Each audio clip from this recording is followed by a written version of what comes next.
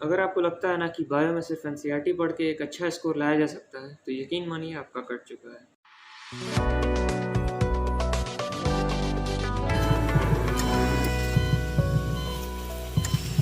Hello everyone, I am Vaibhav Verma, currently first year MBBS student at KGMC Lucknow. और मैंने NEET 2023 में 360 out of 360 score किया है biology में। और आज की वीडियो कुछ इसी टॉपिक पर है। मैं आज आपको कंप्लीट गाइडेंस देने वाला हूँ, कैसे आपको एनसीईआरटी पढ़नी है, एनसीईआरटी के अलावा क्या क्या पढ़नी है, असर्शन रीजन टाइप के क्वेश्चन को कैसे हैंडल करना है, सब मैं आपका इस वीडियो में आपको बताने वाला हूँ। तो चलिए वीडियो स्टार्ट करते हैं। स्क्रीन पर दिख रहा होगा ये दो किताब। असल में ये आपके नीट 2024 या उसके आगे भी जो भी नीट होने वाला है उसका क्वेश्चन पेपर भी है और आंसर की भी है। अगर आपको यकीन नहीं होता है तो मैं आपको एक इंटरेस्टिंग फैक्ट बताता हूँ। जब से एनटीए नीट कंडक्ट कर रहा है अब तक वो 8 पेपर ले चुका है।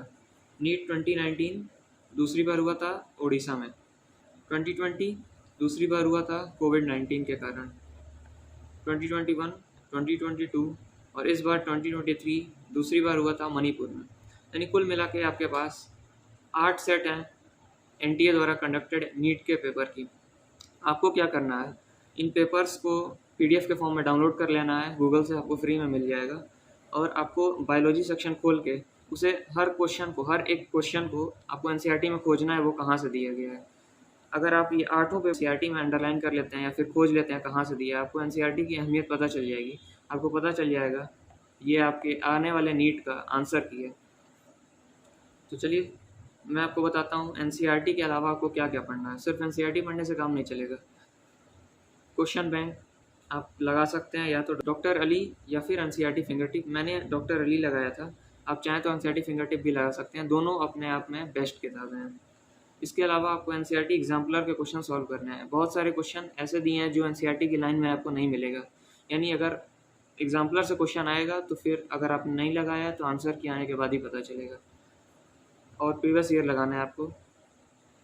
और पढ़ना कैसे है, तो अगर आप कहीं कोचिंग में हैं तो आप लेक्चर्स अटेंड कीजिए। अगर आप ऑनलाइन पढ़ते हैं तो आपने सब्सक्रिप्शन लिया ही होगा। और सब कुछ के बाद अगर आपको रिवाइज़ करना है तो आप यूट्यूब पे डॉक्टर हरिओम गैंगवार सर के लेक्चर देख सकते हैं। क्रैश कोर्स के फॉर्म में वो अवेलेबल हैं फ्री में, और आप उसे देखिए। बहुत ही आपको बहुत फ़ायदा लगेगा, बहुत इफेक्टिव है। आपको क्वेश्चंस हैंडल करने के तरीके पता चल जाएंगे। और आपको मॉक टेस्ट देना है, और देना ही नहीं है, आपको अपने मिस्टेक्स को एनालाइज करना है और उसे एनसीईआरटी में हाईलाइट करना है। अब सब लोग बताते हैं कि एनसीईआरटी पढ़ना है, एनसीईआरटी पढ़ना है। भाई कैसे पढ़ना है, आज वो मैं आपको बताने वाला हूँ। What to read, how to read, assertion reason कैसे हैंडल करना है, डायग्राम्स को कैसे अप्रोच करना है, सब मैं आपको बताने वाला हूँ। तो चलिए आप मेरी एनसीईआरटी की ओर। अब आपको मैं अपनी एनसीईआरटी दिखाता हूँ। ये मेरी एनसीईआरटी। अब देखिए ये डायग्राम आपके सामने है।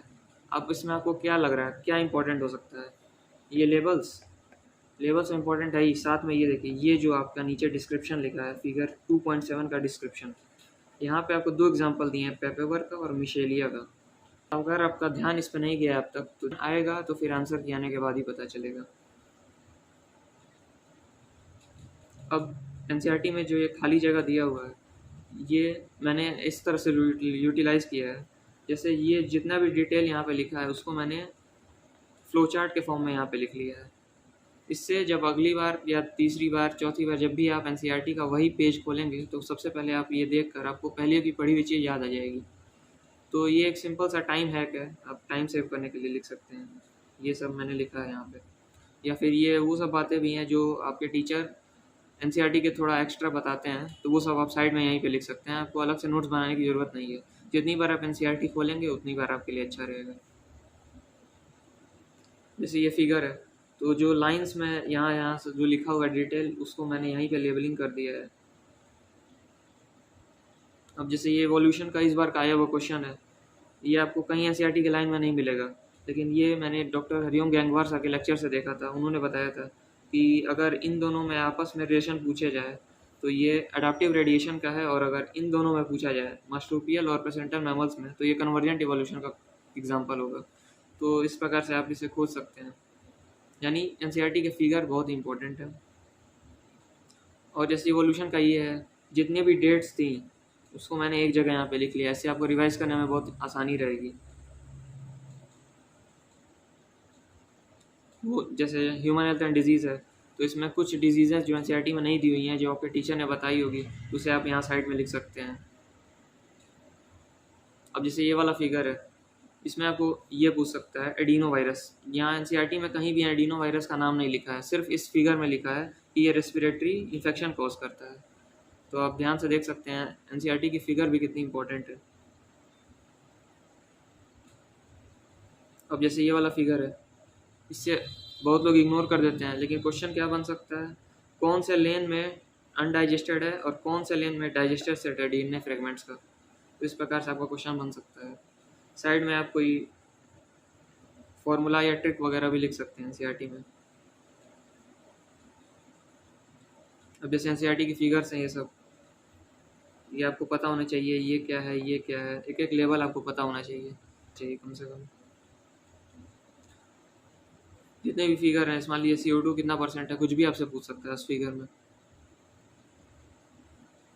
अब जैसे ये वाला फिगर है, यहाँ से क्वेश्चन क्या बना था एक बार मेरे मॉक टेस्ट में, कि ये जो ओजोन लेयर का डिप्लीटेशन हो रहा है या ओजोन होल है, ये कब बना था। तो ये यहाँ पे दिया है लेट अगस्त और अर्ली अक्टूबर में। बहुत कम लोग का ध्यान जाता है यहाँ पे।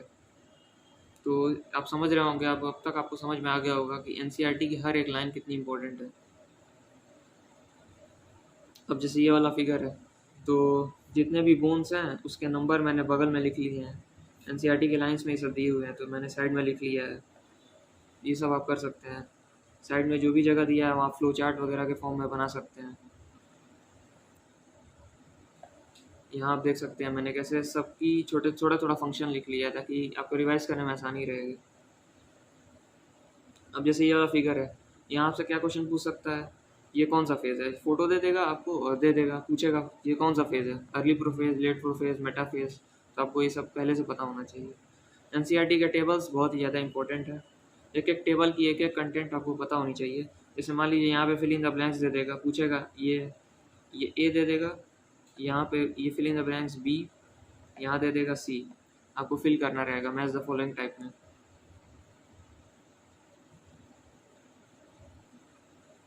ये वाला टेबल काफ़ी इंपॉर्टेंट है, क्योंकि ऐसा बहुत कुछ चीज़ें यहाँ पे दी हुई हैं जो एनसीईआरटी की लाइंस में नहीं लिखी हुई हैं। बाकी आपको एनसीईआरटी हाईलाइट किस तरह से करना है वो आपको दिख ही रहा होगा, कुछ सेलेक्टेड पॉइंट्स ही बस हाईलाइटेड हैं। टेबल्स जैसा मैंने कहा बहुत ज़्यादा इंपॉर्टेंट है एनसीईआरटी के।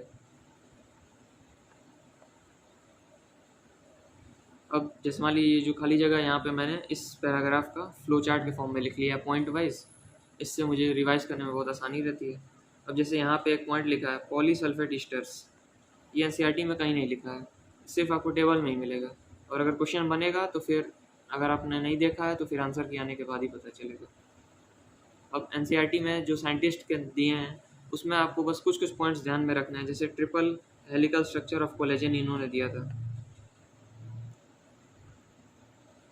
अब अल्फोंसो कार्टी हैं, तो इनका काम पता होना चाहिए, कार्डियोवास्कुलर सिस्टम ऑफ रेप्टाइल्स पे काम किए थे।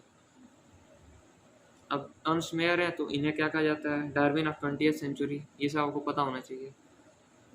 समरी सबसे ज़्यादा इंपॉर्टेंट है। अगर आप समरी को इग्नोर कर रहे हैं तो यकीन मानिए बहुत बड़ी चीज़ आप मिस कर रहे हैं, क्योंकि बहुत कुछ ऐसी चीज़ें लिखी हुई है समरी में जो अंदर एनसीईआरटी में कहीं नहीं मेंशन है।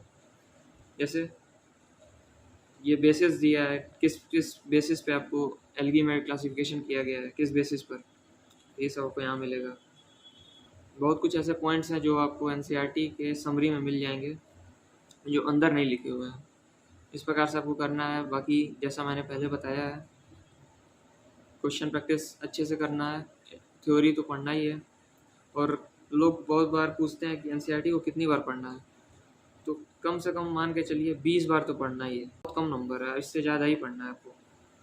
और ऐसे कैसे पॉसिबल होगा, तो आप खुद से पढ़ेंगे, लेक्चर अटेंड करेंगे, रिवीजन करेंगे। जितनी बार रिवीजन करेंगे, टेस्ट आएगा, फिर रिवाइज करेंगे, तो ऐसा करते करते 20 से तो ऊपर हो ही जाएगा।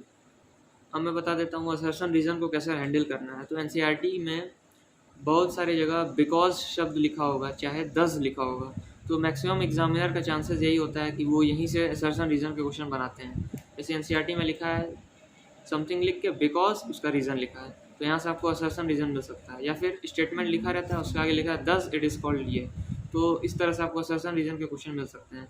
बाकी अगर आप क्वेश्चन बैंक सॉल्व कर रहे हैं तो आपको असर्शन रीज़न वहाँ से मिल जाएंगे।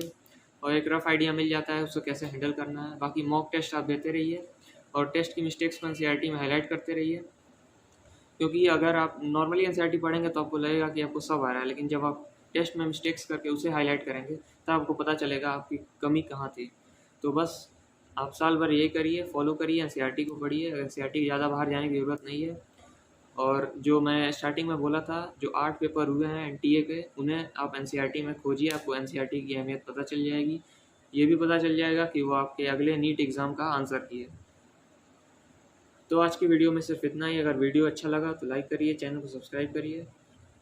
Till then, let's destroy NEET.